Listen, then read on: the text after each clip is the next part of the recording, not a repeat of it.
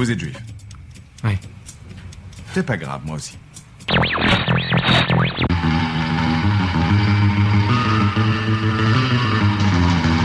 Nous interrompons un instant notre programme pour diffuser un bulletin d'information spécial. Ethiopia, abstain. France, yes. Greece, no. Il est toujours comme ça? C'est son côté agaçant, il faut qu'il parle. Je suis sûre que vous serez séduit quand vous le connaîtrez mieux. Ça change tout. Bonjour, bonjour, bienvenue pour ce magazine que vous propose chaque semaine le Fonds social juif unifié et l'appel unifié juif de France. Nous sommes ensemble jusqu'à 19h30, l'émission s'appelle « Ça change tout ». Un ça change tout à quelques semaines de Pessah. Nous avons donc pensé à vous, surtout qu'un certain nombre d'entre vous, j'imagine, sont déjà en train de ranger, préparer, nettoyer. Bref, l'association Soroka a pensé à vous pour la nourriture avec son marché de Pessah. Nous en parlerons avec André Sebag. Un amour, c'est le nom du film de Richard Coppens qui sort demain sur les écrans. Un film documentaire particulièrement touchant qui interroge ses racines. En deuxième partie, après le journal d'information, nous retrouverons le DEJ et David Amoyel puisque les inscriptions pour les camps d'été sont déjà ouvertes. Enfin, vers 19h20, nous retrouverons la chronique de Judaïciné, le site internet qui s'intéresse à l'actualité du cinéma juif et israélien. Ça change tout, une émission qui parle de sujets d'identité et de culture juive et qui écoute de la musique.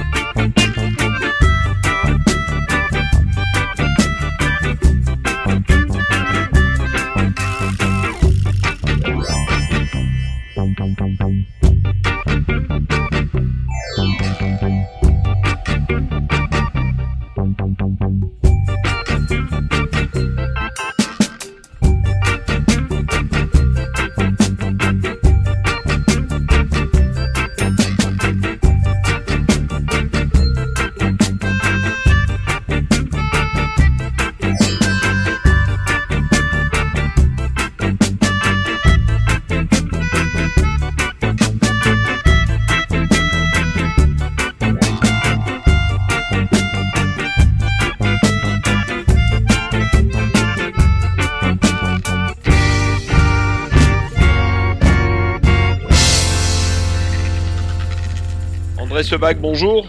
Bonjour Xavier. Vous êtes un des responsables de l'association Soroka qui, chaque année, a la bonne idée d'organiser, juste avant Pessah, le marché de Pessah qui permet à nos coreligionnaires d'acquérir des fruits et des légumes magnifiques à des prix défiant toute concurrence.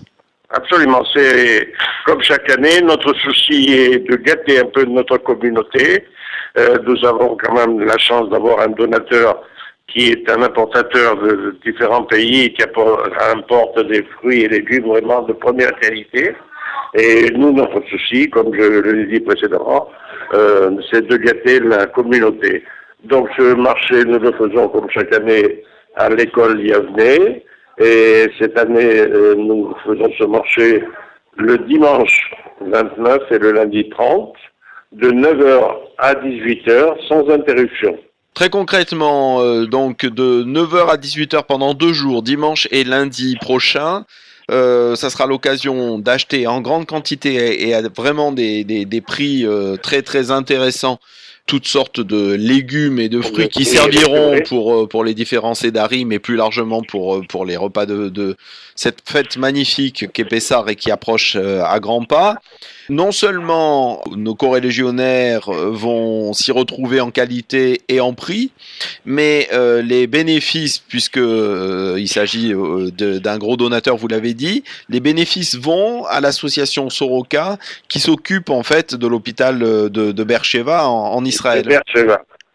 Donc, tout en faisant leurs achats pour ces fêtes de Pâques, ils feront en même temps une très grande mitzvah, étant donné que toute la récolte de cette vente va au profit justement de Soroka, qui est un très grand hôpital, tout le monde doit le savoir en plus, je pense, donc qui est de Beersheva, et nous leur permettons chaque année d'avoir, si vous voulez, un apport de fonds qui leur permet de développer leur matériel sur une technique assez avancée. Enfin, notre souci est de gâter cet hôpital également, tout en gâtant nos corélégionnaires.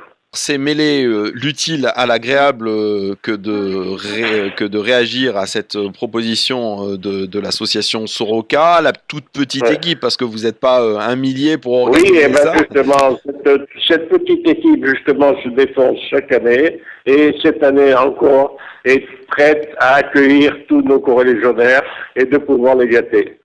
Alors, il y a plusieurs possibilités. Il y a André Sebag sur place, évidemment, on l'a dit, dimanche 29 et lundi 30, toute la journée, de 9h à 18h. Mais il y a aussi la possibilité de passer une commande par mail, voire par téléphone. En effet, également, les corélégionnaires qui ne peuvent pas passer nous voir directement peuvent nous passer leur commande et nous essaierons de les livrer. Le mail, c'est soroka@wanadoo.fr, Soroka, S-O-R-O-K-A. Et les téléphones, vous pouvez les donner ? 04 91 49 34 28. Vous me téléphonez directement. Je donne mon numéro personnel, 06 16 31 63 52. Une occasion, encore une fois, je le répète, de mêler l'utile à l'agréable, l'économique à la bienfaisance, puisque, encore une fois, c'est un magnifique hôpital à Beersheva qui profite de votre action et de votre énergie, parce que il faut beaucoup d'énergie pour transbahuter, aider, et passer des commandes. Compte tenu de l'âge avancé de toute l'équipe de Soroka à Marseille, eh bien, je crois que il faut nous tirer le chapeau. Eh bien, nous le faisons. Bravo à vous, parce qu'effectivement, vous faites un travail formidable tout au long de l'année. Merci André Sebag. Je souhaite de très très bonnes fêtes à toute la communauté.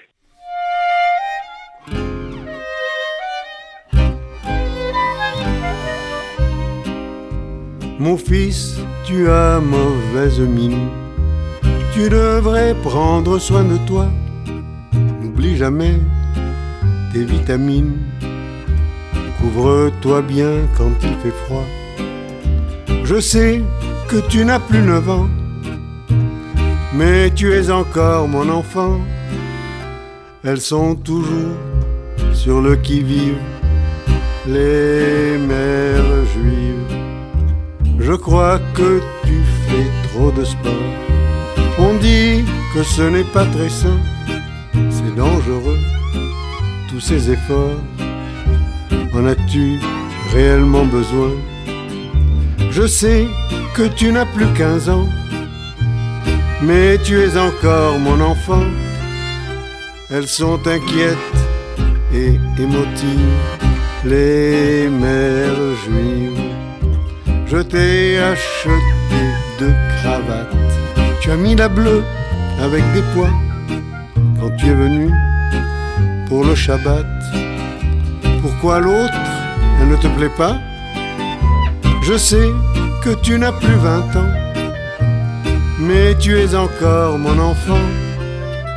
Elles sont parfois bien excessives, les mères juives.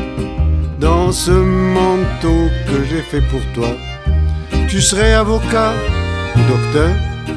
Tu aimes mieux faire le chanteur et me quitter pendant des mois. Je sais que tu n'as plus 30 ans, mais tu es encore mon enfant. Elles sont douces et attentives, les mères juives. Ta femme est presque une gamine. Comment peut-elle veiller sur toi? Elle ne sait même pas faire la cuisine. Heureusement que je suis là. Je sais, tu n'as plus 40 ans, mais tu es encore mon enfant. Elles peuvent être possessives, les mères juives. Tandis que moi je te connais, je fais les plats que tu préfères. Je te tricote des cache-nez, des paires de gants, des pullovers. Je sais, tu n'as plus 50 ans, mais tu es encore mon enfant. Elles sont vraiment très actives, les mères juives.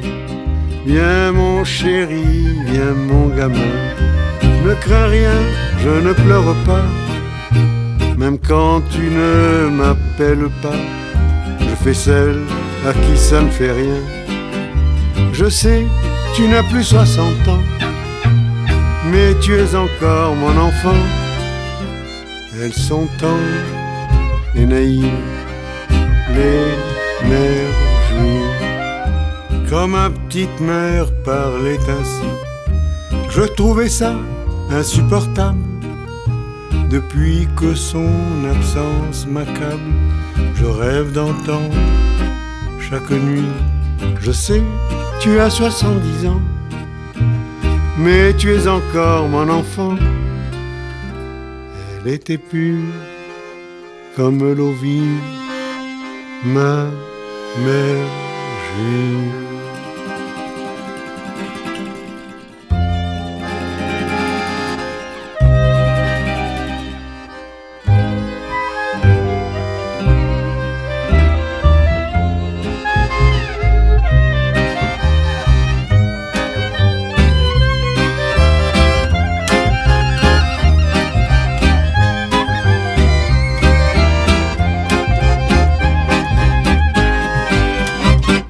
Richard Coppens, bonjour. Bonjour. Il y a quelques années, vous racontiez l'histoire de vos grands-parents avec ce film qui s'appelait Racine. Aujourd'hui, c'est de l'histoire de vos parents dont vous parlez avec ce film qui sort ce mercredi, Un amour, sous-titré Roman, où vous allez explorer la correspondance de vos parents. Oui, je ne peux pas dire que j'avais prévu, quand j'ai fait le film sur mes grands-parents, sur mes origines lituaniennes, américaines, picardes, dont mes parents parlaient peu, donc j'avais le souci de trouver d'où je venais, mais j'avais pas du tout imaginé que j'allais continuer en racontant l'histoire de la génération suivante, c'est-à-dire celle de mes parents. Et puis ça s'est imposé peu à peu à moi, en partant des lettres d'amour de mon père à ma mère, dans les débuts de la guerre en 1944, enfin dans les débuts de sa guerre, lorsqu'il est soldat américain en France. Et j'étais très impressionné par ces lettres et je me suis souvenu au fond sans doute de leur amour si fort, et je me suis dit que c'était une belle histoire et que d'essayer de faire un documentaire avec une histoire d'amour, eh bien ça valait le coup, et que j'avais avec les lettres un premier matériau de départ très émouvant. On peut imaginer que tous les séparés, lui juif américain, de passage en France pour des raisons justement de guerre internationale, elle du fin fond de la France, et ils se rencontrent et ils s'aiment au fond toute leur vie. Ils s'aiment toute leur vie. Ils se rencontrent à Chartres le 7 mai 1939. C'est dans une visite qui est organisée par Peuple et Culture, donc une association d'éducation populaire née du Front populaire. Lui, certainement, était militant du Parti communiste. Ma mère était certainement très proche du Parti communiste. Et ils se rencontrent pour visiter la cathédrale de Chartres. Voilà. Et de ce jour-là, ils vont tomber amoureux, se revoir, et puis finalement se marier et passer plus de 60 années ensemble, avec toujours le même amour et la même tendresse. Dans les choses très intimes et très touchantes de votre film, il y a cette photo de leur première rencontre. C'est-à-dire que on y pense rarement, mais il y a rarement une photo juste avant de se rencontrer, d'être amoureux et qu'une relation se noue. Or, vous montrez cette fameuse photo de cette première rencontre à Chartres. C'est tout à fait étonnant, c'est-à-dire de ce groupe qui fait cette visite à Chartres avec un conférencier, effectivement, il y a 4 photos, il y a 4 cartes postales. Alors, je les ai retrouvées l'une après l'autre, elles n'étaient pas du tout ensemble, mais il y a la photo du groupe, la photo du conférencier, et dans la photo du groupe, il y a une photo du groupe de dos, on ne voit rien, et puis il y a une photo du groupe de face, et on voit ma mère, et à côté d'elle, on voit la moitié du visage de mon père, avec son béret à l'époque, sans doute. Et effectivement, c'est le jour, c'est le moment de leur rencontre. C'est rarissime. Enfin, moi, je connais personne d'autre moi, par exemple, je ne peux pas dire que je peux trouver la photo de la rencontre d'une femme que j'ai aimée avant même de savoir que j'allais l'aimer. Ça n'existe pas. Et je me suis rendu compte que, en fait, ma mère, sans doute, plus que mon père, avait tout gardé. C'est-à-dire que je ne dis pas qu'elle avait pensé qu'il fallait transmettre tous ces éléments, mais il y a sa lettre d'embauche dans la première librairie à Soissons en 1929. Il y a des photos de leur rencontre, il y a les papiers d'arrivée aux États-Unis, des photos de New York en 1940. Enfin, toute une archive familiale finalement qui m'attendait alors qu'elle était dispersée, pas rangée, tout ça, mais enfin qui était là et peu à peu je m'en suis saisi. Et là, c'est votre travail de cinéaste qui prend le dessus, où à travers tous ces éléments disparates, d'un côté iconographique, beaucoup de photos, de l'autre côté des lettres, d'amour, des choses intimes, vous reconstruisez un récit. Je reconstruis je reconstruis un récit de 2 façons. C'est-à-dire, d'une part, je vais partir sur les traces de mes parents, lieu par lieu. Je vais partir de ce qu'elle fait avant. Elle travaille à librairie Gallimard. Il est étudiant à Brown University.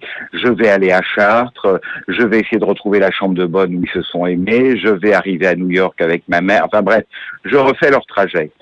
Et dans chaque trajet, j'essaye aujourd'hui, là, au moment où je tourne, de trouver des personnes qui ont des bonnes raisons d'être là, un guide à Chartres ou aux États-Unis, une femme rabbin qui va célébrer un mariage juif. Mais j'ai un autre élément très très important pour raconter, c'est que j'ai fait écrire à Marie Migné, qui est écrivain, qui a écrit de très très beaux livres et que j'admire beaucoup. Elle a écrit le récit de cette histoire d'amour. Et donc il y a un récit littéraire qui est d'une autre nature que mes rencontres entre guillemets documentaires au fond.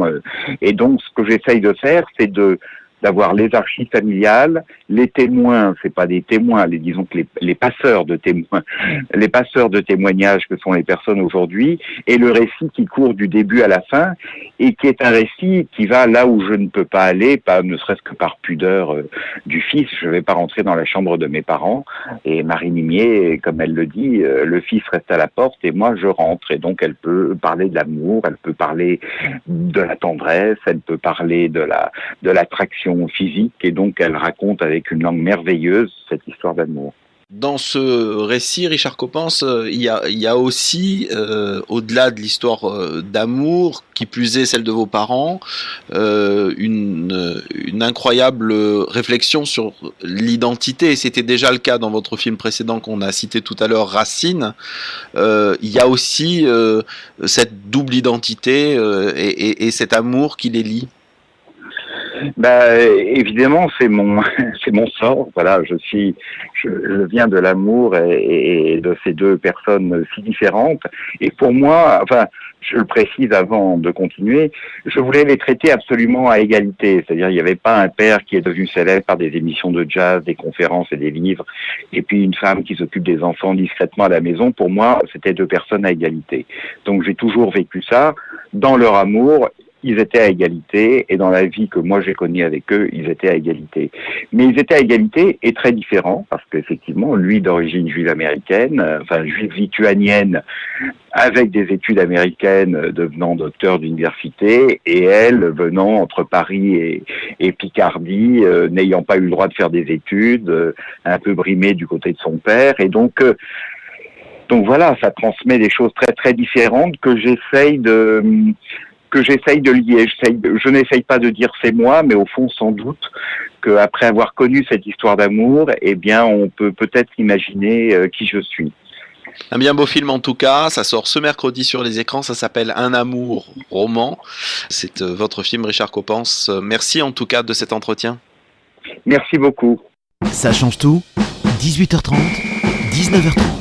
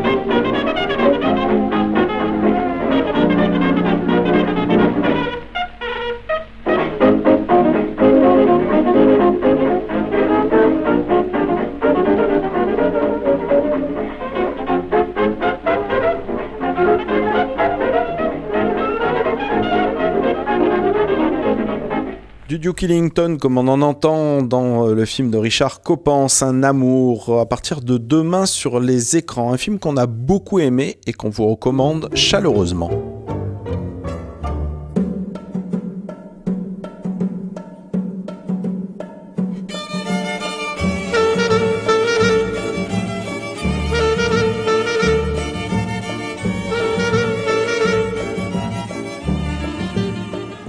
عينك بكى وتظهر حزين مشغول البال جافك النوم ذات حياتك والأمال وحدك ما حطار تمشي في الشارع وجوال وكل نهار تنظر الشباك كحالة الانظار وانت في حبها مقهور وقربها متاملو لكن الحب يا مغرور صعيب وانت ما تقدر له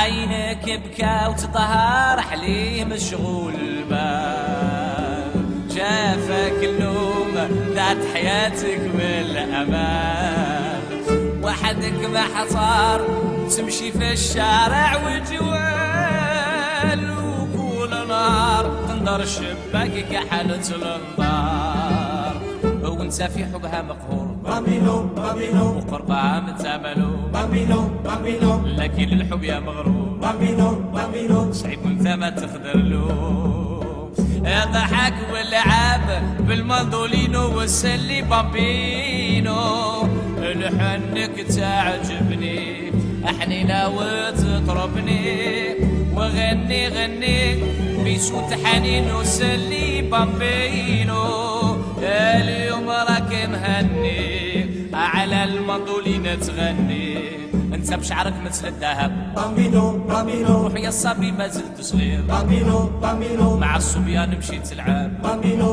بامبينو الحب اللي هو كبير لكن الحب يا مغرور يا مغرور صعيب وانت ما تقدر له.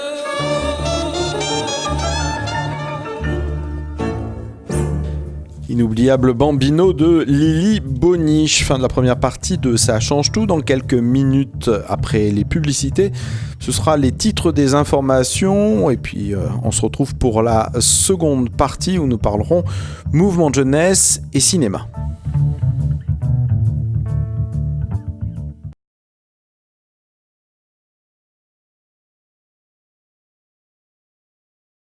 Deuxième partie de Ça change tout, l'émission que vous propose chaque semaine le Fonds social juif unifié et l'appel unifié juif de France. À venir dans quelques minutes, David Amoyel, directeur du DEJ, le mouvement de jeunesse qui d'ores et déjà a ouvert ses inscriptions pour les programmes d'été. Puis nous retrouverons un petit peu plus tard la chronique de Judaï Ciné et nous parlerons sortie cinéma. J'aurais pu vivre au pôle Nord, du côté d'Aix ou d'Avignon. J'aurais pu vivre au pôle Sud, habiter Bandol ou Toulon. J'aurais pu vivre en Alaska, à Katmandou, à Bornéo. Ouais, mais j'habite à La Ciotat, avec la mer et les bateaux. Ma pitchounette, moi et mon bleu de Chine, à La Ciotat, on me fait ménage à trois. Ma pitchounette, moi et mon bleu de Chine, près du vieux port, on est comme des rois. J'aurais pu vivre sous la tente, dans une case ou un igloo. J'aurais pu parler le bulgare, le finnois, le chinois, l'ourdou. Habiter dans l'Himalaya, ah ouais. Mais pour le ski, je suis pas chaud. Alors j'habite à La Ciotat, le torse nu, les pieds dans l'eau. Ma pitchounette, moi et mon bleu de Chine, à La Ciotat, on me fait ménage à trois. Ma pitchounette, moi et mon bleu de Chine, près du vieux port, on est comme des rois. J'aurais pu aller à Paris, mais l'air n'y est pas vraiment bon. J'aurais pu partir sur une île, mais y a des gays, c'est un peu con. J'aurais pu vivre à Saint-Canard, être le berger d'un troupeau. Ouais, mais j'habite à La Ciotat, avec la mer et les bateaux. Ma pitchounette, moi et mon bleu de Chine, à La Ciotat, on me fait ménage à trois.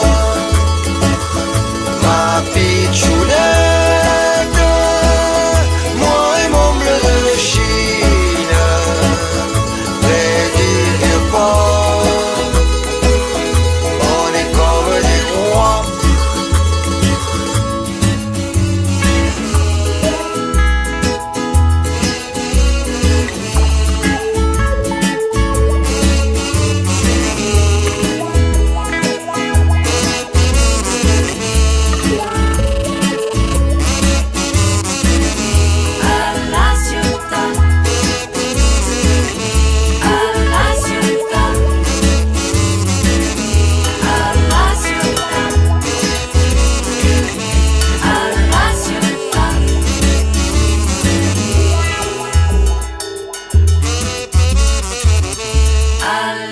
Ciotat. À la Ciotat. À la Ciotat. Le DEJ, département éducatif de la jeunesse juive, un des mouvements de jeunesse qui compte à Marseille depuis quelques décennies, lance déjà ses inscriptions pour les camps de cet été. Pour en parler, David Amoyal, son directeur, bonjour. Bonjour Xavier. Alors comment ça se passe, comment ça se présente cet été qui va commencer ? Eh ben, ça se présente plutôt bien. On a un nouveau centre pour les grands, pour la JAC, les 14-17 ans. Donc on a ouvert les inscriptions cette année assez tôt pour pouvoir s'avancer sur le travail, pour pouvoir s'avancer sur le programme, sur tout ce qui s'ensuit. Les équipes sont déjà faites. On a cette année 4 centres en France et un centre en Israël. Donc le centre des petits, le centre à Bonn, à côté, on va dire ça à la frontière de la Suisse. On va dire ça comme ça. C'est pour les 6-10 ans. Ça sera du 6 au 23 juillet. 2 centres pour les pionniers, les 11-14 ans. Le centre de la Toussuire, la renommée de la Toussuire, c'est la colonie pour tous les jeunes. Et le centre de Mondy.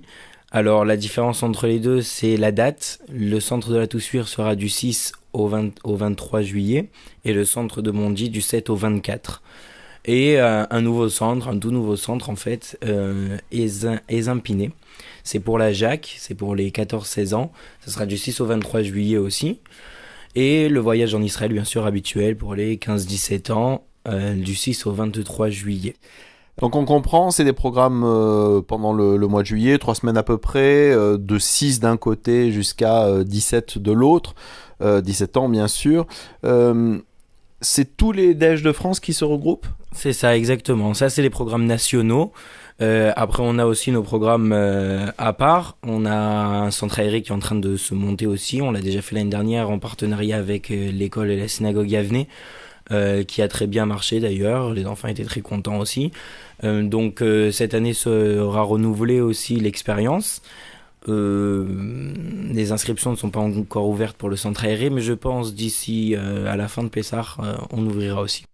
Le DEJ a toujours eu une dimension bien sûr éducative, mais aussi, j'allais dire, sociale, au sens de faire en sorte que chacun puisse participer et aux activités tout au long de l'année et au rassemblement des jeunes pendant l'été. Est-ce que là aussi, il y a un soin particulier, des bourses, une étude de dossier ?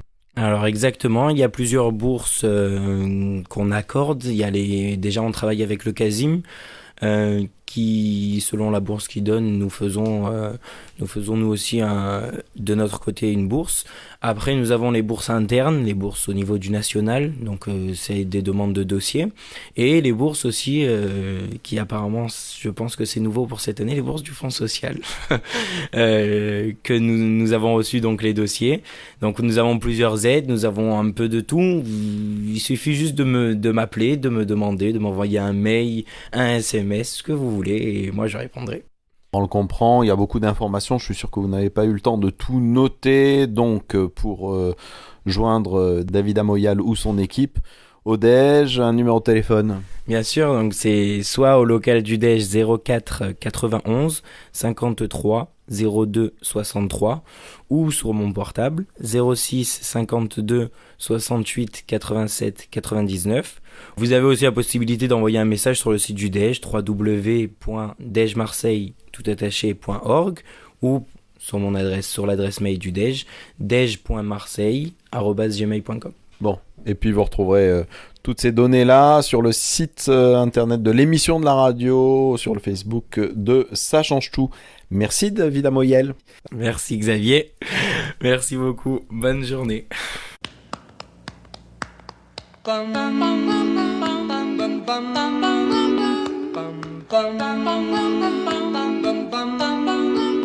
Mr. Sandman, bring me a dream. Make him the cutest that I've ever seen. Give him 2 lips like roses and clover. Then tell him that his lonesome nights are over. Sandman, I'm so alone. Don't have nobody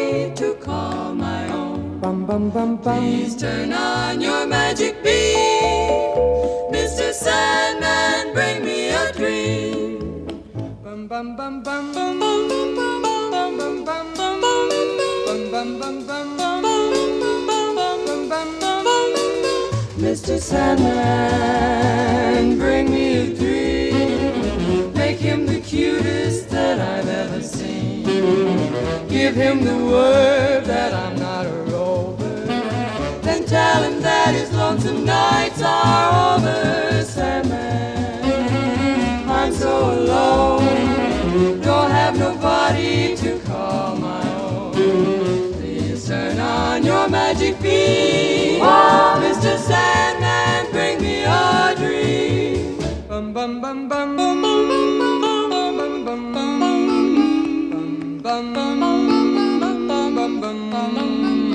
Mr. Sandman, yes? Bring us a dream. Give him a pair of eyes with a come hither gleam. Give him a lonely heart like Pagliacci, and lots of wavy hair like Liberace.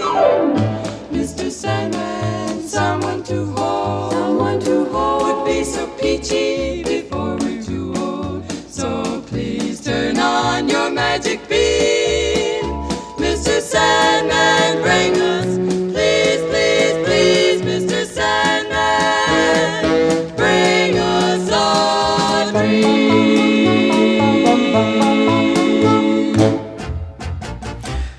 C'est le moment de parler cinéma avec la chronique de Judaï Ciné, le site internet du Fonds social qui s'occupe de cinéma à thématique juive et israélienne. Un site internet à votre disposition, www.judaïciné.fr. Il publie chaque jour des informations sur ces thématiques-là. Par exemple, cette semaine, nous avons appris que Canal+ s'associe avec un producteur israélien, la chaîne 10, pour produire la saison 2 de Hostage. Vous avez adoré cette série qui vraiment avait enflammé le PAF et la télévision. Je ne parle pas du remake américain qui avait été diffusé sur TF1, mais de la saison originale israélienne avec notamment Ayelet Zocher, la belle et grande actrice. Bref, deuxième saison en préparation qui sera diffusée bien sûr sur Canal.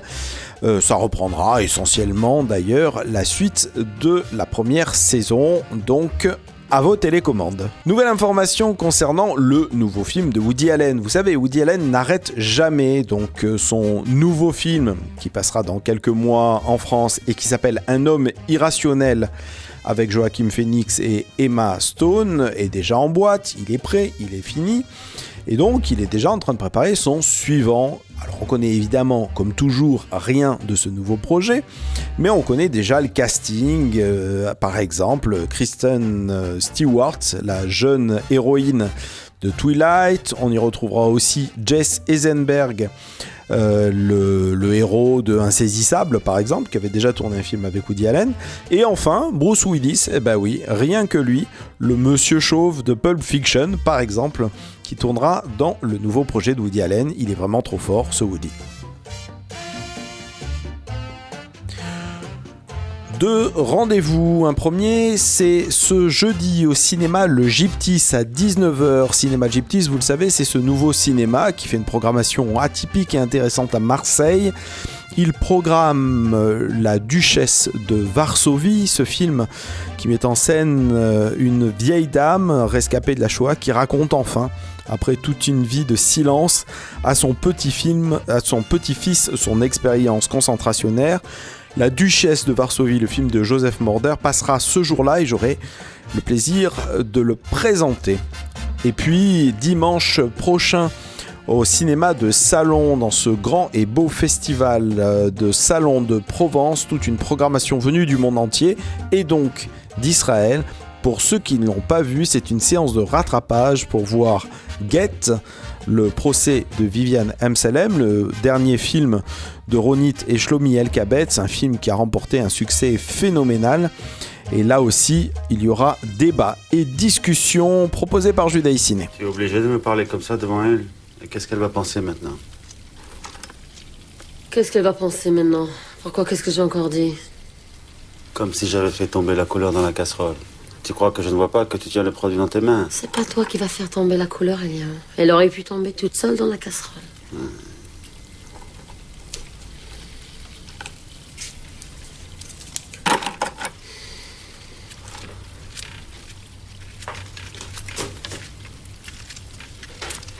Bon.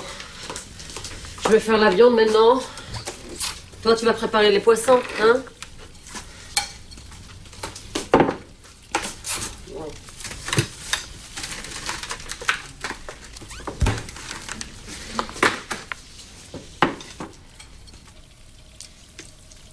Tu peux m'aider avec ça?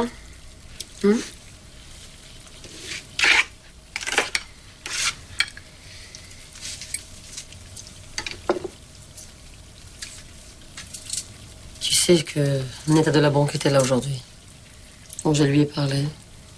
Elle a dit que ça ira. Voilà, j'irai la voir cet après-midi.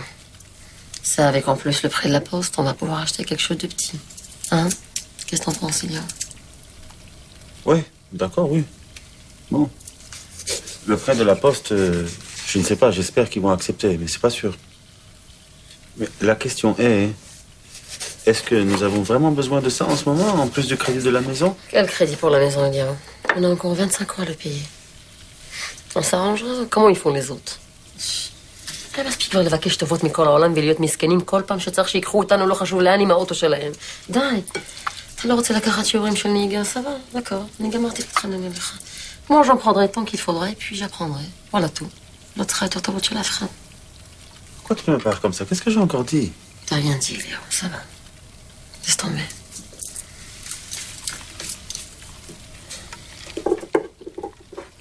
Dis-moi. Qu'est-ce que j'ai dit à Yvette pour rien? Je fais rien, hein? Mataille. Vendredi prochain, on va la sortie de Shabbat. Pendant le Shabbat? Je ne sais pas, Viviane, vraiment, je ne sais pas. Déjà que demain, je rate le travail encore une fois pour mon voyage à Beersheba. Je ne peux pas, de vendredi de suite, ne pas aller au travail, c'est impossible. Mais on a décidé avec eux, Elia. Là, Viviane, moi, j'ai rien décidé. En plus, il faut qu'on emmène la plaque électrique, qu'on l'installe, c'est compliqué, Viviane. Comment faire tout ça? Easy plata électrique. Et qu'est-ce qu'on va manger? Notre conserve, comme tout le monde. MMA? Donne la proposition. لا خلوني هنا وسيروا نتوما. نمشي سند الزهر نجلس في الدار مع ذلك.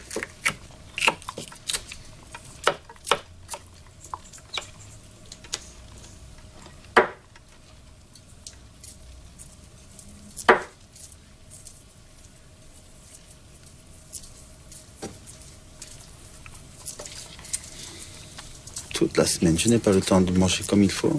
Le Shabbat arrive, je dois manger des conserves. Et où je vais prier, moi?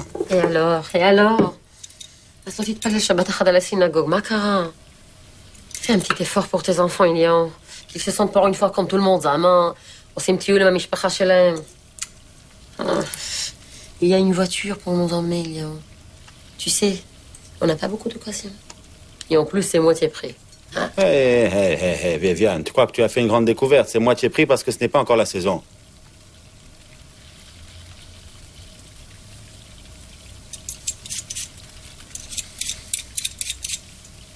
Qu'est-ce que tu veux que je dise à Yvette et Victor? Je ne sais pas, moi. Tu peux aller, toi, avec les enfants. Et pourquoi pas? Encore une fois, moi avec les enfants. Encore une fois, toute seule. Aspic. Enfin, Kylian. Toi aussi, tu as besoin de vacances. Un petit peu, קצת, יאללה, לחצל אותם, קצת את העצמות שלך. לחלץ. Aïe, ma. Tu me corriges en hébreu maintenant. Qui va te corriger, le voisin? Aïe. Le prof d'hébreu s'est réveillé. Mais pourquoi le Shabbat? On ne peut pas faire ça en milieu de semaine. Tout le monde travaille au milieu de semaine, voilà pourquoi.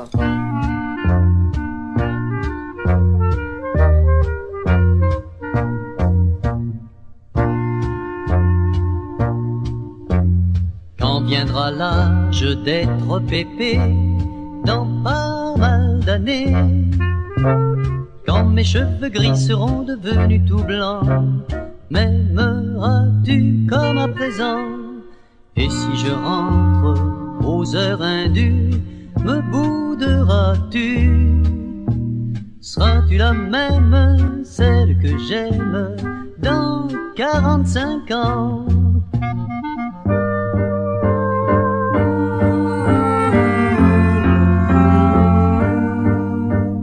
Nous serons vieillots,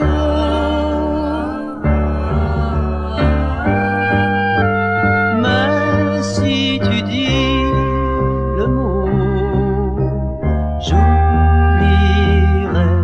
mes mots.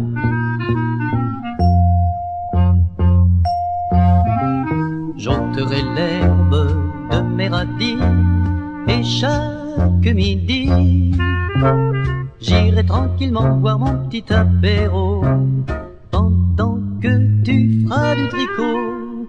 Toujours alerte, trotte menu, quoi souhaiter de plus? Seras-tu la même, celle que j'aime dans 45 ans? Tous les ans nous louerons quelque chose au mois d'août à la mer, si c'est pas trop cher. Nos petits enfants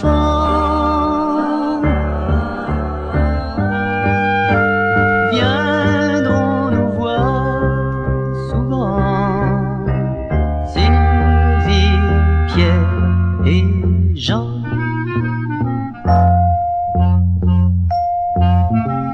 Je sens mes rêves vagabonder sous le ciel d'été.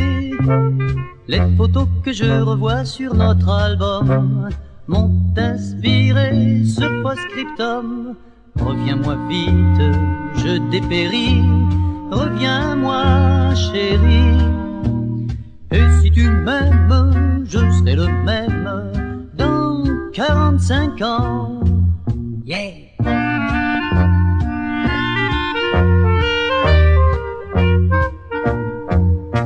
Incroyable version de Marcel Amont de la chanson, bien sûr, des Beatles. Si vous n'avez pas eu le temps de noter tout ce que nos invités à l'antenne ont... Si vous n'avez pas eu le temps de noter tout ce que nos invités ont annoncé, n'hésitez pas à aller sur la page Facebook. Vous y retrouverez donc l'ensemble des liens qui vous permettront d'accéder à ces informations. Vous y retrouverez également la programmation musicale, dont ce fameux dans 45 ans, When I'm 64, donc des Beatles complètement revisités façon française. C'est Christine Bartoli qui s'occupe de nos réseaux sociaux et qui vous permettra de réécouter cette émission, voire de la podcaster.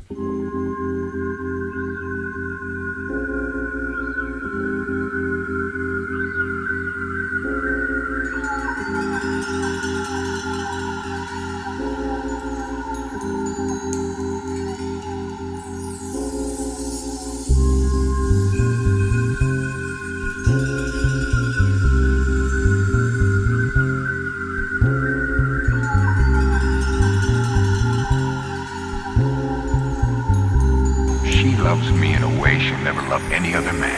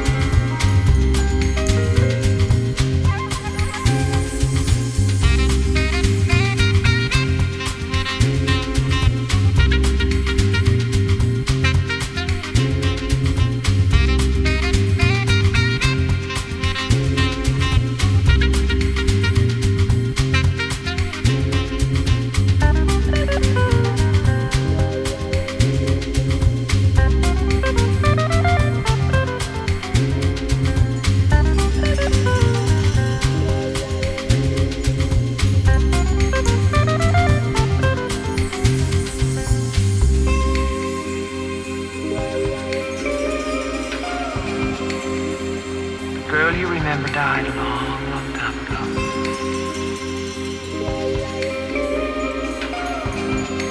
But the minute I look at you, she comes alive again.